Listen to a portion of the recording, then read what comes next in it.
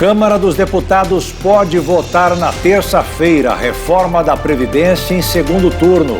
Após ser criticado pelo presidente Bolsonaro, diretor do INPE será exonerado. Motorista do Porsche acusado de atropelar e matar idosa em São Paulo volta a ser preso.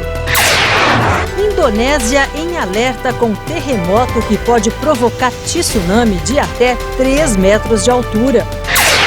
15 presos são indiciados por suspeita em envolvimento no massacre de Altamira.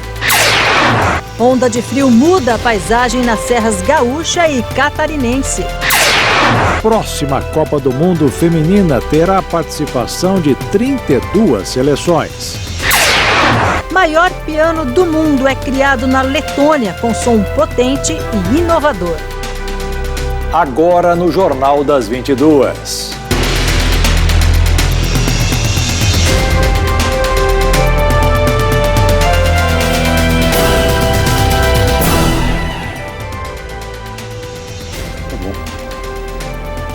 Olá, boa noite. Boa noite.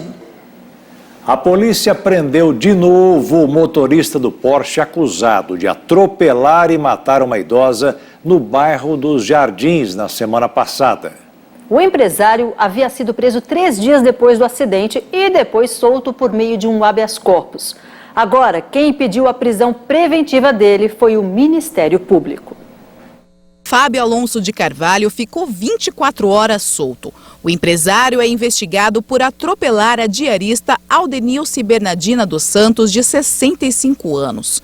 A idosa atravessava a rua em um cruzamento na faixa de pedestre no bairro dos Jardins, em São Paulo. O motorista foi preso na última segunda-feira, mas conseguiu um habeas corpus na justiça. No entanto, o delegado do caso pediu a prisão preventiva dele e o empresário voltou para a prisão. O acidente aconteceu por volta de 6 horas da manhã. A idosa estava a caminho do trabalho. Segundo testemunhas, depois de atropelar a diarista, o motorista desceu do carro, olhou para ela no chão e foi embora sem prestar socorro. Segundo a polícia, Fábio disse em depoimento que não bebeu e que não estava em alta velocidade. Antes de ser preso novamente, o empresário alegou que o atropelamento foi uma fatalidade. Mas, para o delegado, o acidente é resultado de um comportamento inadequado no trânsito. E Fábio tem histórico. Em 2014, o empresário dirigia um Mustang quando atropelou e matou um motoboy no Itaim Bibi, também em São Paulo. Assim como no caso da idosa, Fábio fugiu do local sem ajudar a vítima. Por essa morte, ele foi condenado em maio deste ano a 2 anos e 8 meses de detenção em regime semiaberto. De acordo com o sistema de processos do Tribunal de Justiça do Estado, o empresário estava proibido de dirigir. Após uma reunião com o ministro da Ciência e Tecnologia, o diretor do Instituto Nacional de Pesquisas Espaciais, Ricardo Magnus Osório Galvão, confirmou que será exonerado do cargo. Depois do encontro com Marcos Pontes, Galvão disse que concordou com a decisão pela sua saída e que sua maior preocupação no encontro era que a crise não respingasse no INPE. Ricardo Galvão disse que a situação ficou insustentável por causa da maneira como ele se manifestou em relação ao presidente Jair Bolsonaro. No último dia 19, durante um café da manhã de Bolsonaro com os jornalistas estrangeiros, o presidente criticou os dados do Instituto sobre o desmatamento na Amazônia. Disse que se todo aquele desmatamento fosse real, a floresta estaria extinta.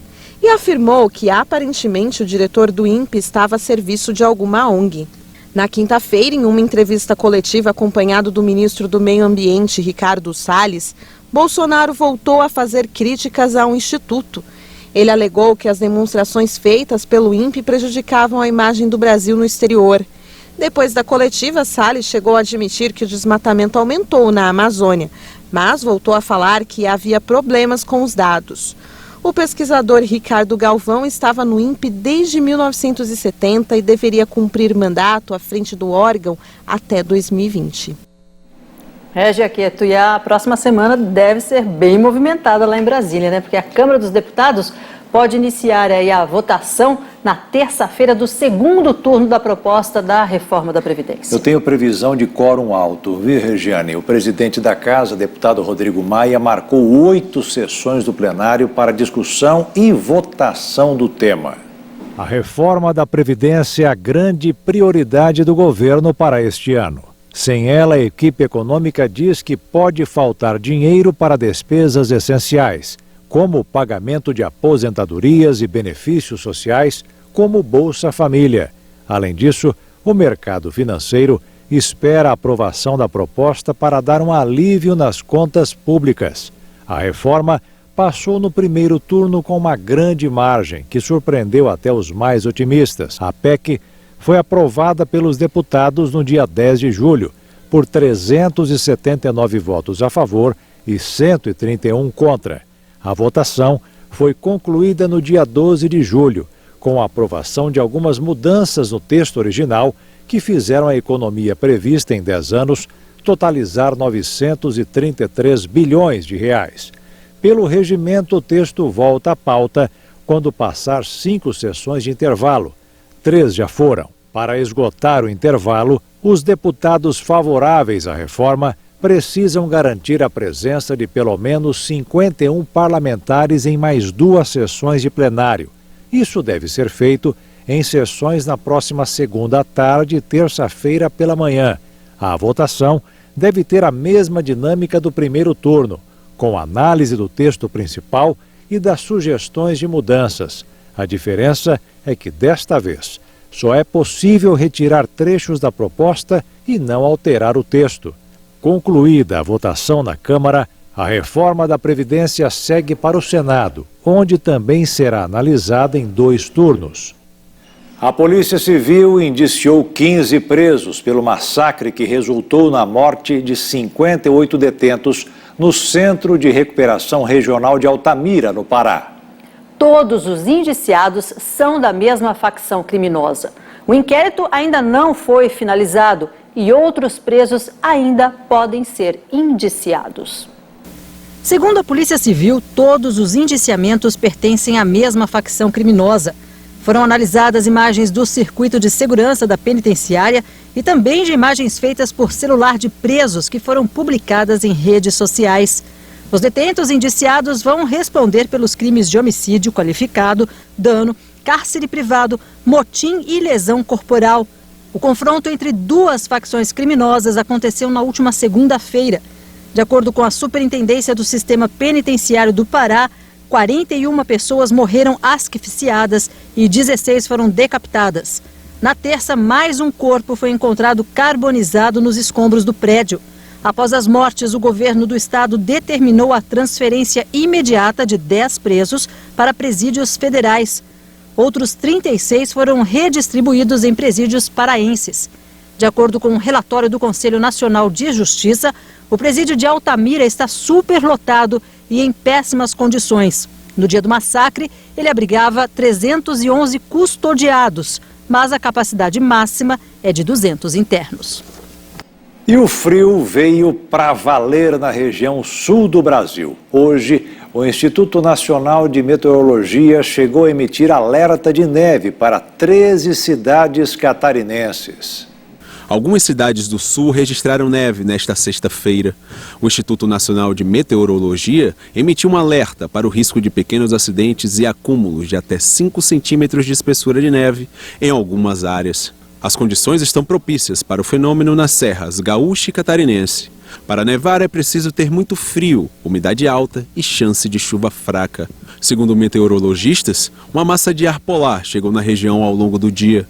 O frio intenso só deve diminuir no domingo, quando o sol volta a aparecer. Até lá, é bom se agasalhar, preparar um bom chimarrão para manter o corpo aquecido e protegido. Jaquete, a gente bem sabe que o avanço aí da ciência proporciona melhor qualidade de vida para muitas pessoas. E um exemplo disso vem lá dos Estados Unidos. Uma cena muito linda que emociona a gente. Uma menina de apenas 8 anos se transformou na pessoa mais jovem do país a receber um braço biônico. A pequena Madeline Gardner recebeu um braço biônico que parece ter saído de um filme. A jovem nasceu sem o antebraço esquerdo, mas isso nunca a impediu de ter uma vida ativa. Ela aprendeu a fazer ginástica e até a esquiar. Agora, Maddie tem outros planos. Diz que quer andar de bicicleta e aprender a jogar golfe com o pai. Ela é a pessoa mais jovem que já recebeu um braço biônico nos Estados Unidos. A prótese custou $20 mil. Os movimentos são gerados a partir de sinais elétricos que são gerados pelo corpo da garotinha. Para os pais, esse foi mais um passo para Madeline ter uma vida normal. Maddie agradece o carinho de todos fazendo o gesto que mais gosta, um coração com as mãos. E veja a seguir, dicas de como declarar a criptomoeda no imposto de renda. E ainda a apreensão de 4 toneladas de cocaína na Alemanha.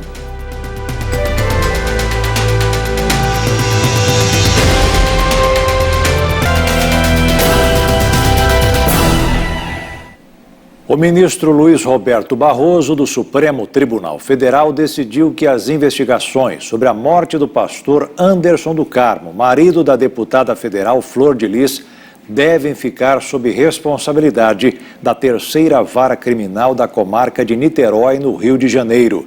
O pastor Anderson do Carmo foi morto a tiros após chegar em casa em Niterói na madrugada do dia 16 de junho. Depois de ter constatado o possível envolvimento de Flor de Lis no caso, o Ministério Público do Estado do Rio pediu que o STF decidisse se o processo deveria ser analisado pela Suprema Corte, já que a deputada tem foro privilegiado. Logo após a decisão do STF, a parlamentar emitiu uma nota em que afirmou que não reivindicou essa prerrogativa nem ficou surpresa com a decisão. E a Receita Federal esclareceu que, ainda que não haja uma norma para as criptomoedas, elas devem sim ser declaradas no imposto de renda. Apesar de não haver uma cotação oficial, as operações devem ser comprovadas com documentação legítima.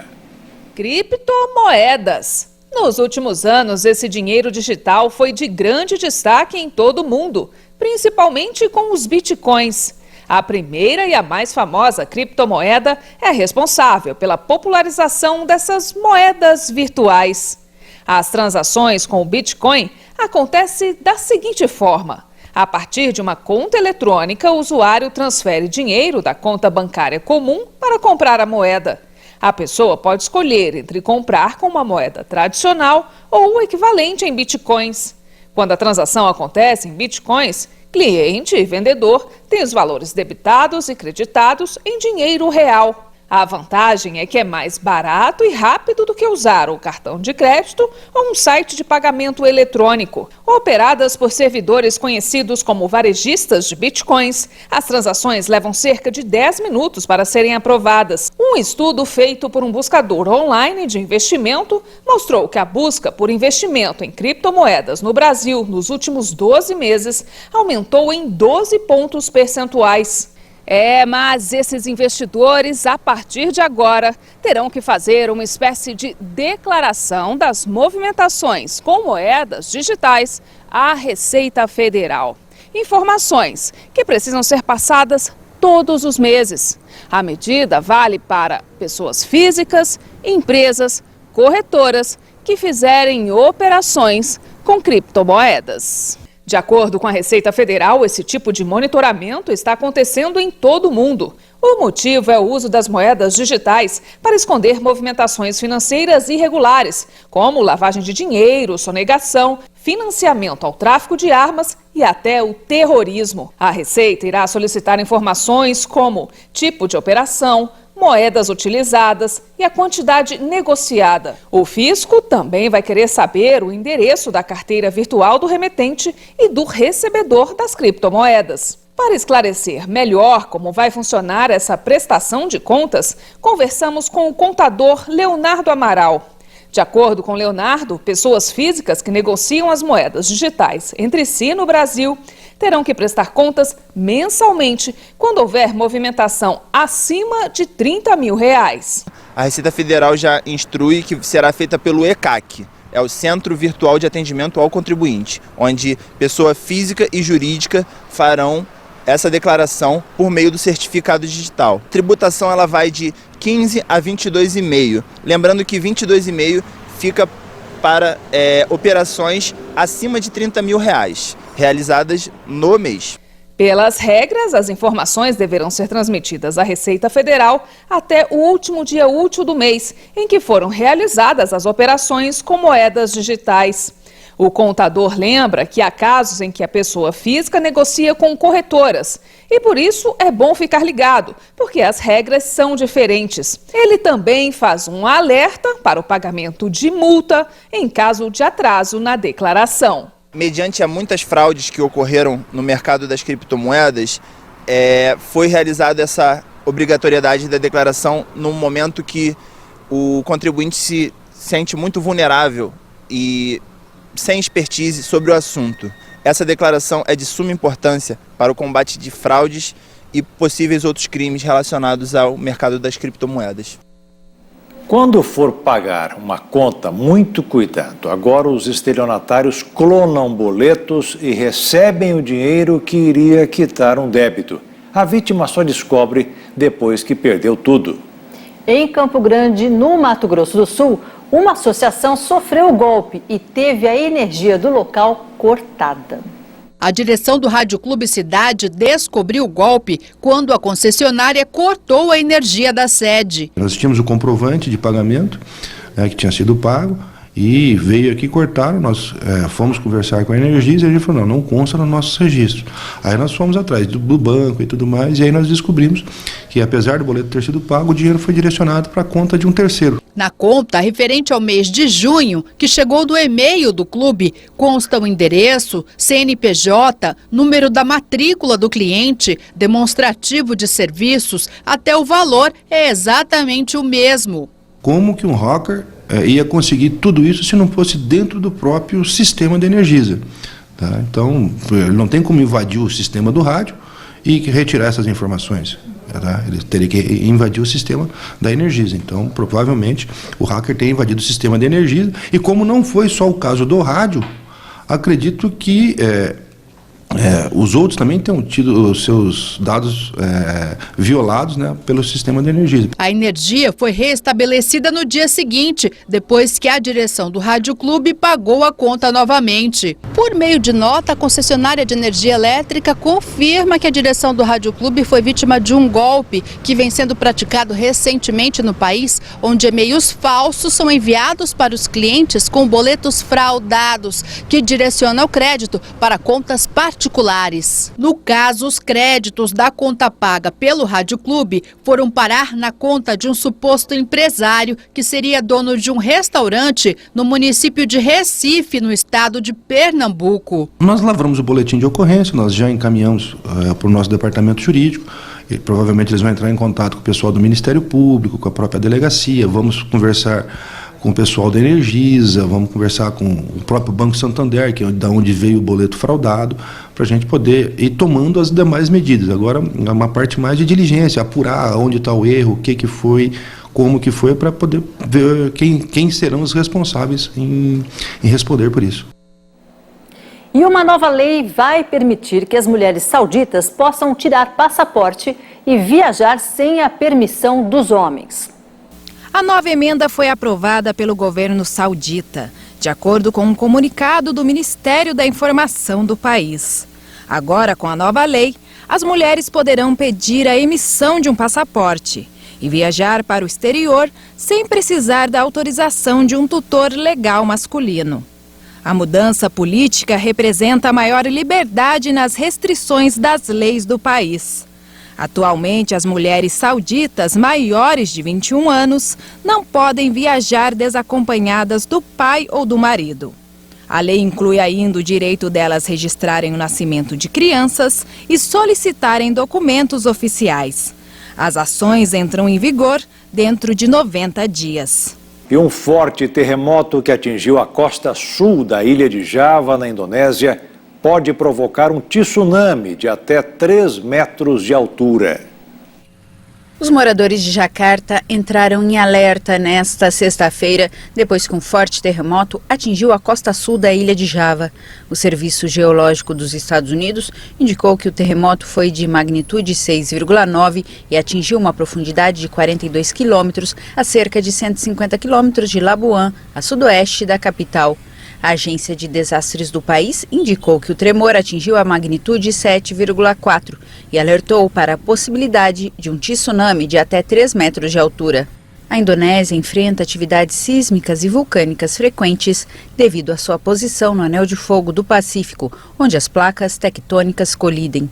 Em 2018, um terremoto de magnitude 7,5 e um subsequente tsunami em Palu mataram mais de 2.200 pessoas e outras 1.000 foram declaradas desaparecidas. E na Alemanha, a polícia fez uma grande apreensão de mais de 4 toneladas de cocaína. A carga foi avaliada em 1 bilhão de euros. As drogas foram descobertas em um container saído do Uruguai com destino à Bélgica. O container, que supostamente levava uma carga de grãos de soja, carregava 221 malas que continham 4.200 pacotes de cocaína. No total, foram apreendidas 4,5 toneladas da droga, avaliada em 1 bilhão de euros, o equivalente a mais de 4 bilhões de reais. Há 2 semanas, a alfândega do Porto de Hamburgo examinou o container que vinha de Montevidéu, no Uruguai, com destino à cidade de Antuérpia, na Bélgica. O Porto de Hamburgo é o 3º mais movimentado da Europa e o maior da Alemanha. Agora a polícia alemã investiga quem iria receber a droga. A cocaína foi destruída. E veja a seguir, a polícia investiga quadrilha suspeita de tráfico de crianças em Roraima. E ainda na Espanha, drones são usados para multar os motoristas.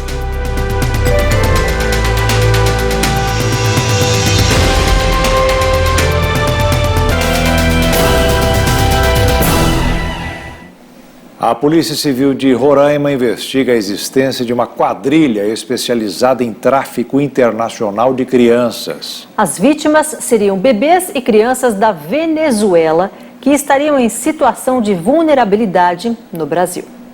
Os casos foram registrados na Polícia Civil de Boa Vista, capital do estado. A delegada responsável afirma que foi procurada pelo setor de inteligência do Exército, em busca de informações sobre a possível organização criminosa de tráfico de crianças, que estaria instalada em Boa Vista.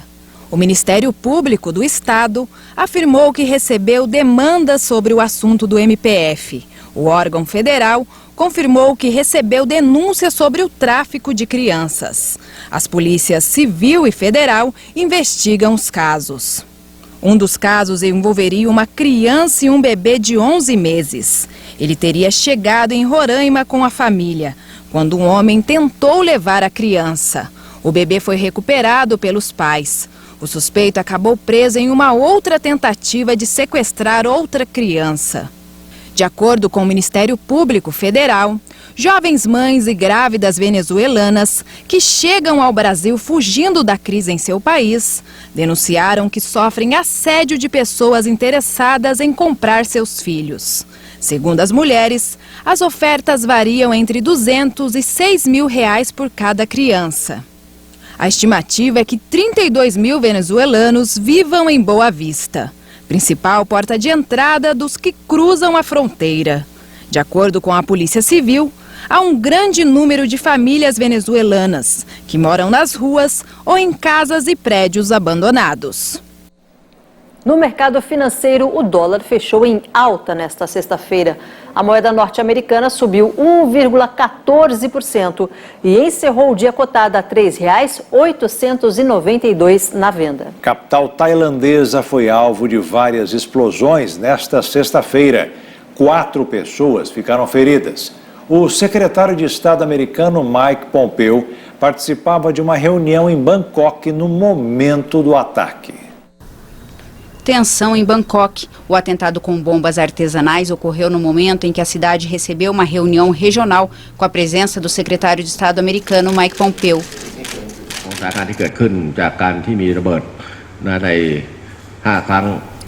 Em 5 locais diferentes, contamos 9 tentativas ou explosões de fato, que deixaram feridos. Foram poucas pessoas, mas somente um ferido já é inaceitável para mim. A polícia tailandesa cuida neste momento das vítimas.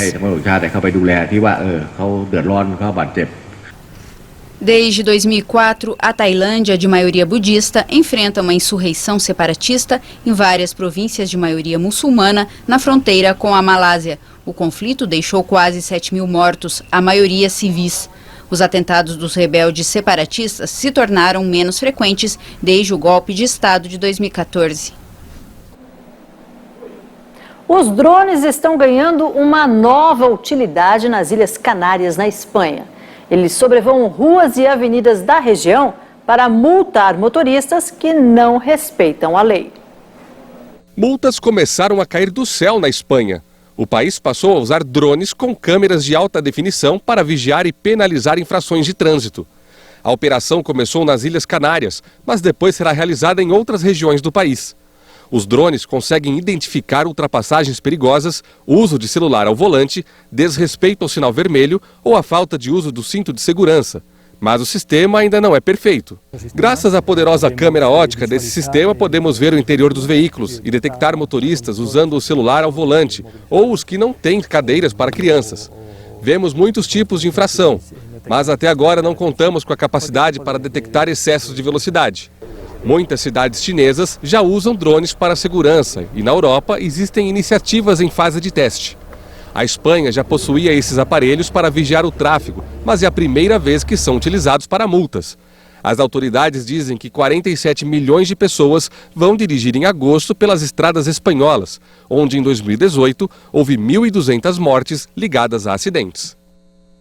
Começou esta semana a 5ª edição da Expo Flor em Dourados, no Mato Grosso do Sul. A renda da exposição vai ser revertida para instituições de caridade do município. Cores, formatos e aromas dos mais variados. O colorido aqui é também uma das características que mais chama a atenção dos visitantes. Suculentas, girassóis, folhagens, plantas ornamentais, frutíferas e elas, as tão amadas orquídeas. Só de orquídeas, que são as queridinhas dos amantes de flores, são mais de 30 espécies. Entre elas, uma das mais raras, as vandas, que não precisam de terra para produzir flores. E se você pensa que apenas nós mulheres gostamos de plantas, está bem enganado. Os tempos mudaram e os homens se aproximam a cada dia mais do universo botânico. Este professor, por exemplo, não perdeu a oportunidade e aproveitou um tempinho entre a rotina para vir com a filha e escolher algumas plantinhas. Várias espécies muito bacanas, muito bonitas. Achei lindo das flores. O presente do Dia dos Pais já está garantido? Pode ser uma pimenta, ele gosta de pimenta, dá pra gente pensar. São mais de 600 tipos de plantas ofertadas e tem para todo tipo de gosto. E o mais legal é que toda a arrecadação será convertida em doação. E veja a seguir, exame pode detectar Alzheimer 20 anos antes da doença se manifestar. E ainda, um piano de cauda criado na Letônia é apontado como o maior do mundo.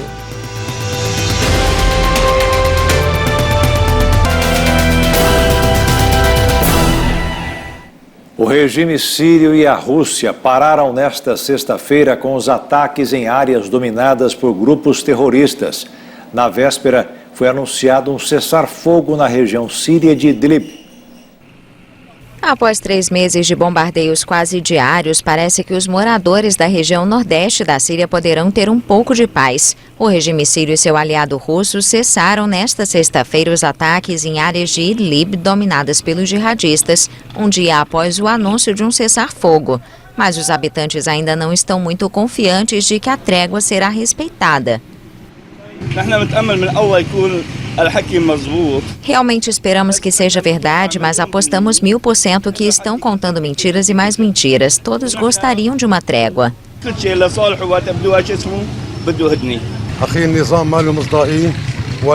O regime não é confiável, não acreditamos nele porque quebrou a trégua mais de uma vez. Não podemos confiar nem no regime nem nos russos.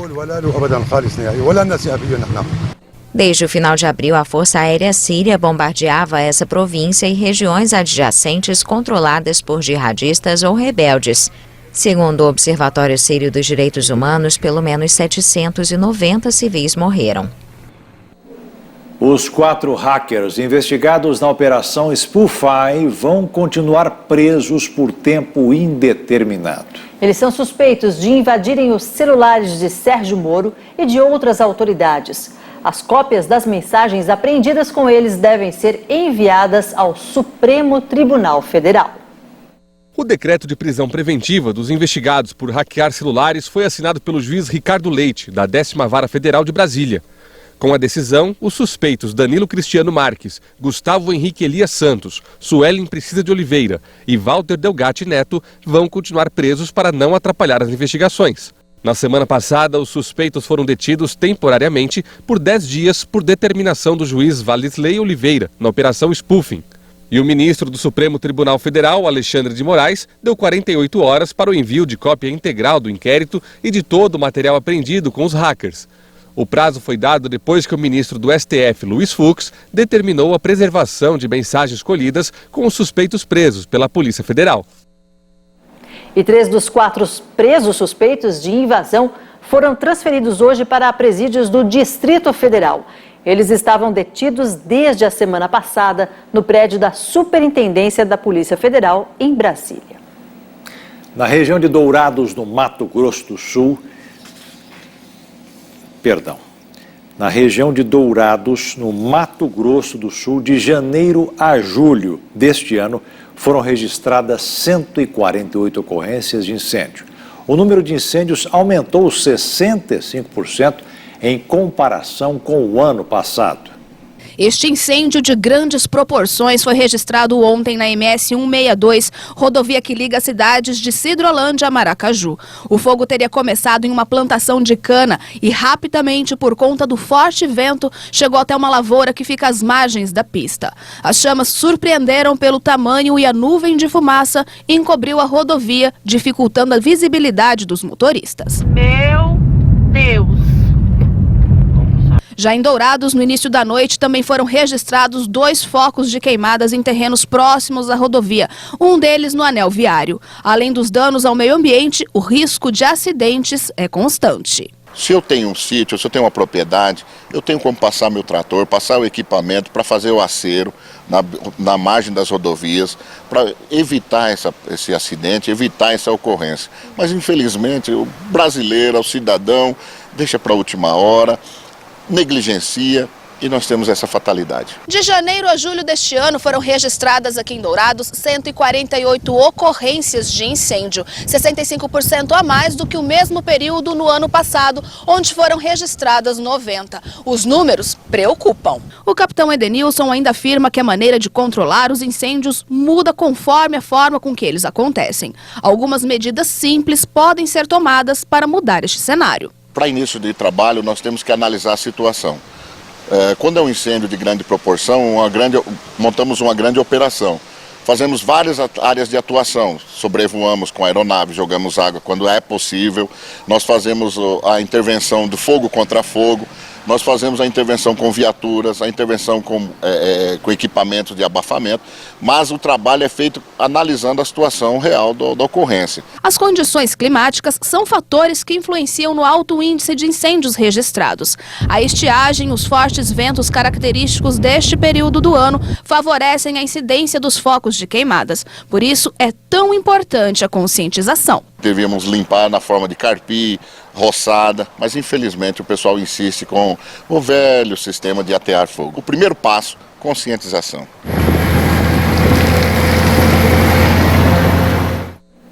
E agora uma ótima notícia. Cientistas americanos desenvolveram um exame de sangue que pode detectar Alzheimer até 20 anos antes da doença se manifestar. E segundo os pesquisadores, a precisão dos resultados do teste chega a 94%.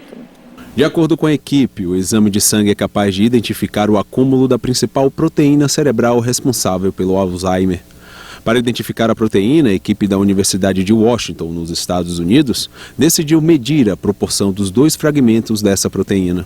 De acordo com a pesquisa, esses fragmentos se formam quando a proteína principal é cortada por enzimas. No caso de quem desenvolve Alzheimer, essas partes menores do corte começam a se unir e formam placas. Em um indivíduo sem a doença, esses fragmentos seriam eliminados através do sangue. O resultado dos estudos foram publicados na revista científica Neurology e apresentados na conferência da Associação Internacional de Alzheimer, que aconteceu em Los Angeles. A novidade deve levar alguns anos para ser disponibilizada no mercado. De acordo com os cientistas, o exame pode significar avaliações mais rápidas em detectar a doença. Além disso, os especialistas afirmam que o novo teste sairá muito mais em conta. Para se ter uma ideia, atualmente os únicos métodos de verificação da doença são um tipo de tomografia computadorizada extremamente cara, que no Brasil custa entre R$3.000 e R$4.000. Por causa disso, muitas pessoas deixam de detectar Alzheimer precocemente. A rede de reabilitação Luci Montoro, um centro de saúde destinado a atender pessoas com deficiências físicas, promoveu no metrô de São Paulo uma aula de dança com coreografias adaptadas. A apresentação marcou o início da mostra Faces da Reabilitação, com imagens de pacientes do centro de saúde. A mostra ficará na Estação Paulista até o final do mês. Guto é professor de dança de salão há 22 anos. Após perder 60% da visão do olho direito por conta da toxoplasmose, ele começou a dar outro sentido à profissão dele e passou a se dedicar a pessoas com deficiência. E aí na época eu estava fazendo bastante testes para companhias de dança. E eu comecei a perceber que eu era excluído por não ter essa facilidade do segundo olho. E aí eu pensei, falei assim, nossa, se eu com um olho a menos estou sendo tão excluído assim, e as pessoas com deficiência? Durante um evento numa estação de metrô em São Paulo, Guto pôde mostrar que com coreografias adaptadas é possível ajudar as pessoas a recuperar a mobilidade e com isso também a autoestima. Na realidade, através da dança vai acontecendo um monte de reabilitação ao mesmo tempo. Se é uma pessoa que teve AVC, uma senhora que perdeu a fala, a gente usa músicas antigas, de cantores antigos, que elas gostavam muito, e aí a gente vai deslocando essa pessoa, segurando nela firmemente no corpo e estimulando ela a cantar também, para relembrar coisas do passado e trazer um pouquinho de alegria a essas pessoas. Através desse conhecimento é possível desenvolver habilidades artísticas sem contar com um nível de superação. E o resultado é esse aqui, emoção e alegria. Eu não vejo problema nenhum. Para mim a cadeira é só minhas pernas, então para mim é arte, é vida, é tudo para mim a dança. Então eu caio de corpo e alma na dança. Tatiana Pedroso é terapeuta ocupacional e fotógrafa. Ela realizou uma oficina de visagismo e maquiagem com pacientes da rede Luci Montoro. O resultado é essa exposição.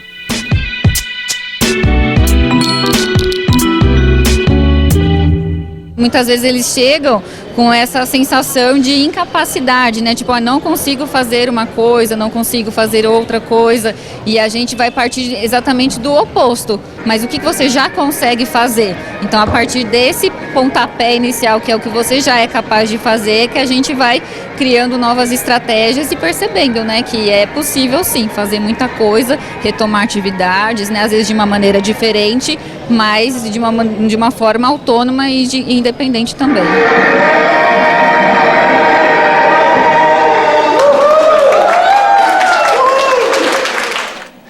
Um piano de cauda inovador e criado na Letônia é apontado como o maior do mundo. Um instrumento com cordas que chegam a quase 5 metros de comprimento tem elevado as notas musicais a outros níveis. Sem dúvidas, ele tem características únicas. Preso na parede de uma sala de concertos, este piano belo de cauda com estrutura de aço paira como se estivesse no ar, 3 andares acima do público. Para tocá-lo, os pianistas precisam subir em uma escada íngreme.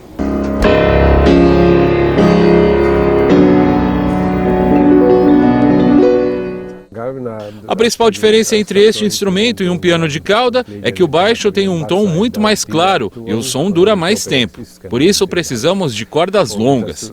A mais longa tem 4 metros para tornar o som muito claro e forte. Significa que aqui podemos começar do mais baixo e ainda separar tons muito claramente. Com instrumentos comuns isso não é possível.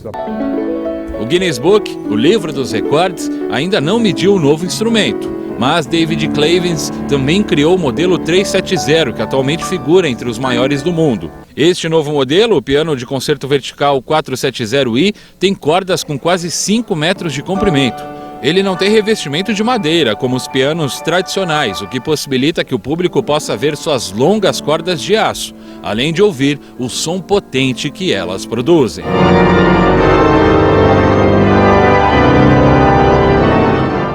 E o Jornal das 22 termina aqui. Tenham todos uma boa noite e um ótimo final de semana. Boa noite, fique na paz.